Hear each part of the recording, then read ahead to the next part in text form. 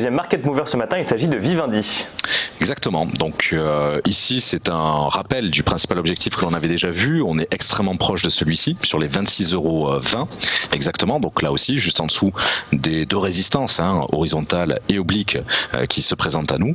Par extension, c'est vrai que ça peut être intéressant là aussi de présenter un objectif un peu plus ambitieux pour les séances suivantes, tant le premier est extrêmement proche, sur les 27,50 €, puisqu'effectivement sur les 27,70 €, nous devrions être un petit peu bloqués.